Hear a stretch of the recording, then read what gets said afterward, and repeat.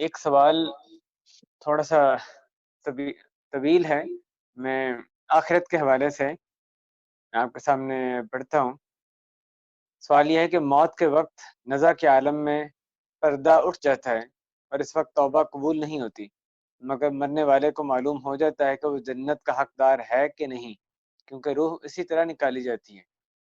اور اسی طرح نمبر 2 کہ عالم برزخ میں قبر جنت کے باغوں میں سے ایک باغ ہے یا دوزخ کے گڑھوں میں سے ایک گڑھا ہے، یعنی فیصلہ تو ہو چکا، اور اگر اس کے باوجود مگر اس کے باوجود روز قیامت نامہ اعمال دائیں یا بائیں ہاتھ میں ہوگا، انفرادی حساب ہوگا، گروہ در گروہ آگے ڈالے جائیں گے، اعمال تولے جائیں گے، جبکہ فیصلہ تو ہو ہی چکا ہے، کسی کی سزا بدلی نہیں جائے گی، تو اس کی کیا حکمت ہے؟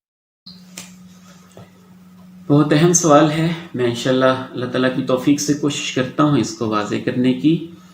سوال یہ کیا گیا ہے کہ موت کے وقت نزع کے عالم میں پردہ اٹھ جاتا ہے اور انسان کو نظر آ رہا ہوتا ہے کہ اس کے ساتھ اچھا معاملہ ہو رہا ہے یا اس کے گناہوں کے مطابق کیسا معاملہ کیا جا رہا ہے۔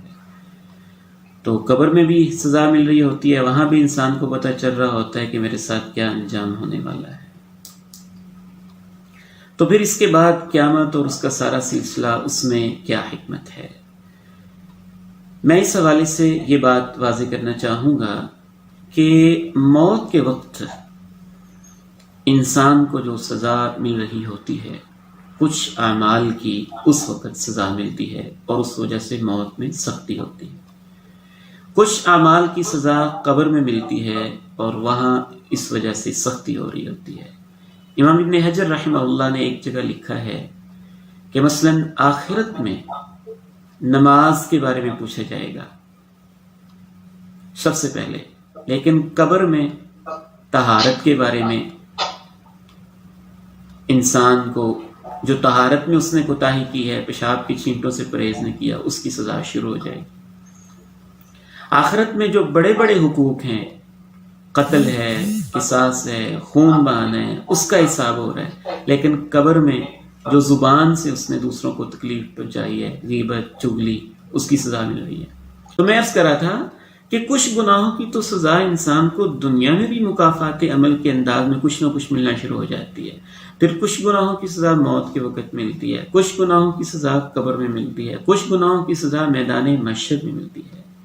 لیکن ابدی طور پر اس نے جنت میں جانا ہے یا اس نے جہنم میں جانا ہے، اس کا فیصلہ قیامت کے دن ہوگا، اور اس کا فیصلہ بھی اللہ کے علم میں تو شروع ہی سے ہے، لیکن اللہ تعالیٰ کا یہ ضابطہ اور قانون ہے کہ جب تک اتمام حجت نہیں ہو جائے گا اور بندہ خود تسلیم نہیں کر لے گا، اس وقت تک اللہ تعالیٰ اس کو جنت یا جہنم میں نہیں بھیجیں گے۔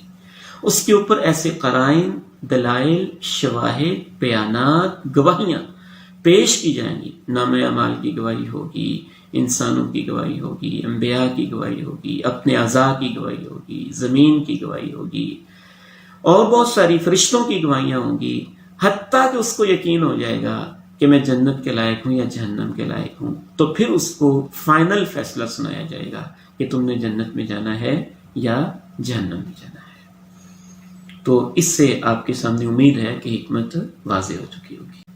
تو یہ جو ابتدائی، یعنی خلاصہ یہ ہوا کہ جو ابتدائی مراحل ہوتے ہیں وہ فیصلہ نہیں ہوتا، وہ کچھ گناہوں کی سزا ہوتی ہے جو ملنا شروع ہو جاتی ہے، دنیا میں بھی، کچھ کی موت کے وقت، کچھ کی قبر میں، کچھ کی آخرت میں، کچھ ان گناہوں کی تفصیل بھی ہے، کن گناہوں کی سزا کس موقع پہ ملتی ہے، لیکن آخرت میں پورے کا پورا فائنل جو فیصلہ ہے وہ اللہ تعالیٰ کرتے ہیں، نامہ اعمال کو دیکھ کر اور میزان کو میں تول کر۔ جزاک اللہ خیر۔ آخری عشرے کے حوالے سے 2 سوالات ہیں۔ ایک یہ کہ کیا یہ درست ہے کہ ہم صرف جو طاق راتیں ہیں ان میں قیام کریں اور دوسری راتوں میں جیسے عام دنوں میں تراویح پڑھتے ہیں اسی پر ہی اکتفا کریں، صرف طاق راتوں میں زور دیں، یعنی شب قدر کو تلاش کرنے کے لیے؟ اور دوسرا سوال اسی حوالے سے ہے کہ کیا رمضان کے آخری عشرے میں نبی صلی اللہ علیہ وسلم ساری رات عبادت کے لیے جاگتے تھے یا کچھ وقت سویا بھی کرتے تھے؟ جہاں تک میرے علم میں ہے یا میری معلومات میں ہے، پہلے سوال کا جواب تو یہ ہے کہ آخری عشرے میں ساری ہی راتوں میں محنت کرنا نبی علیہ السلام کی سنت مبارکہ ہے. جب آخری عشاء داخل ہوتا احیا لیلہ و ایقظ اہلہ، اور اسی مقصد کے لیے آخری عشاء میں تو آپ اعتکاف ہی بیٹھ جاتے تھے نا. اور اعتکاف کی ایک حکمت اہل علم نے یہ بھی بیان کی ہے کہ اعتکاف کا ایک بنیادی مقصد یہ ہوتا ہے کہ ساری راتوں میں محنت کر کے لیلۃ القدر کو پانا. تو یہ پہلا درجہ ہے کہ ساری راتوں میں زیادہ سے زیادہ محنت کر کے پایا جائے. پھر دوسرا درجہ ہے کہ خصوصاً طاق راتوں میں زیادہ محنت کی جائے، کیونکہ آپ علیہ السلام نے یہ اس کی خاص ترغیب دی فی الوتر من العشر الاواخر، کہ آخری عشرے کی طاق راتوں میں اس کو تلاش کرو. تو گویا کہ یہ دونوں لیول سے، ایک لیول زیادہ نیکی اور زیادہ تقوی والا کہ آخری ساری راتوں میں زیادہ جاگنے کا اہتمام کیا جائے، اور بالخصوص طاق راتوں میں زیادہ محنت کی جائے. جہاں تک دوسرا سوال ہے کہ کیا نبی علیہ السلام ساری رات جاگتے تھے یا کچھ رات آپ قیام بھی کرتے تھے، اس میں دو ٹوک کچھ نہیں کہا جا سکتا. لیکن جو آپ علیہ السلام کا معمول سامنے حدیث میں بیان کیا گیا ہے، اس سے یہی محسوس ہوتا ہے کہ احیا لیلہ، رات بھر جاگتے تھے. ظاہر ہے اکثریت کوئی بعض دفعہ پوری رات کہا جا سکتا ہے، اکثر رات یا پوری رات، لیکن واللہ تعالی عالم ظن غالب کی حد تک ہم یہ کہیں گے کہ نبی علیہ السلام ساری رات جاگتے تھے. اور اس کی ایک دلیل وہ حدیث ہے جس میں صحابہ کرام کہتے ہیں کہ آپ نے ہمیں جو 3 راتیں آپ نے قیام کروایا، تو تیسری رات آپ نے اتنا قیام کروایا حتی خشینا ان یفوتنا الفلاح، ہمیں خطرہ ہوا کہ ہماری سحری رہ جائے گی. پوچھا کہ فلاح کیا؟ تو انہوں نے کہا سحری رہ جائے گی. تو گویا آپ نے عشاء کی نماز کے بعد وہ قیام شروع کروایا اور سحری تک آپ اس قیام کو لے گئے. اس میں اس بات کی علامت ہے کہ کم از کم اس رات تو آپ پوری رات ہی جاتے رہے.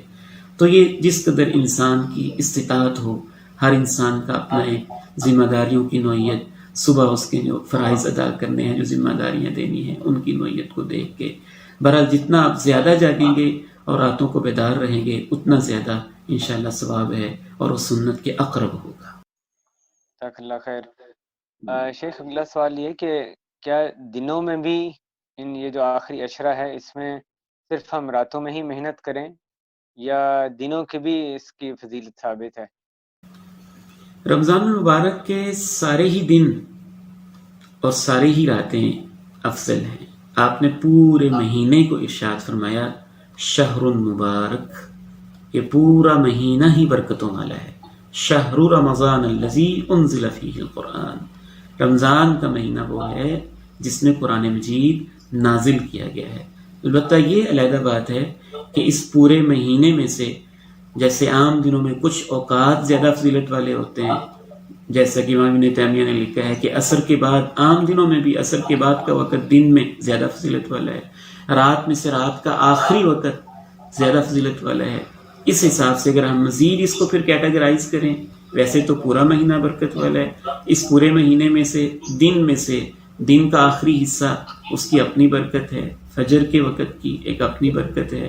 پھر اس مہینے کے دن اور راتوں میں سے راتیں زیادہ فضیلت والی ہیں، اور پھر راتوں میں سے آخری عشرہ زیادہ فضیلت والا ہے، اور آخری عشرے میں سے طاق راتیں زیادہ فضیلت والی ہیں. باقی پورا مہینہ ہی برکت والا ہے. جزاک اللہ خیر. آخری سوال یہ آیا کہ پاکستان میں خواتین گھروں میں اعتکاف بیٹھتی ہیں، کیا ان کا عمل درست ہے؟ اور اگر صحیح نہیں ہے تو کیا ان کو منع کرنا چاہیے؟ پاکستان میں واقعتاً ہی کافی خواتین گھروں میں اعتکاف بیٹھتی ہیں. ہمارے علم کے مطابق ان کا یہ عمل سنت کے مطابق نہیں ہے. حضرت عائشہ رضی اللہ تعالیٰ عنہ فرماتی ہیں لا اعتکاف الا فی مسجد جامع، اعتکاف مسجد جامع میں ہوتا ہے، ایسی مسجد میں جہاں 5 وقت کی نماز باجماعت ہوتی ہو اور جمعہ ہوتا ہو، اس مسجد میں اعتکاف ہوتا ہے. یہی سنت ہے. قرآن مجید نے بھی یہ کہا ہے وَأَنْتُمْ عَاكِفُونَ فِي الْمَسَاجِدِ، اعتکاف اور مسجد کو قرآن مجید نے گویا لازم و ملزوم قرار دیا ہے. اور محدثین اور فقہا کے یہاں بھی اعتکاف کا معنی ہی ہوتا ہے لزوم المسجد، مسجد کو لازم پکڑ لینا. تو اس لیے شوق یہی دلانا چاہیے کہ مسجد میں اگر انتظام ہے اچھا پاکیزہ اور فتنوں سے محفوظ تو پھر مسجد میں اعتکاف کیا جائے. اگر مسجد میں نہیں ہے ایسا کوئی انتظام تو انشاءاللہ جو ہماری بہنوں کا ماؤں کا ایک شوق ہے اور مجبوری کی وجہ سے ان کا شوق نہیں پورا ہو رہا، اس شوق کا ہی اللہ تعالیٰ ان کو اجر دیں گے. لیکن گھر میں اعتکاف والی روایت اپنی طرف سے شروع نہیں کرنی چاہیے.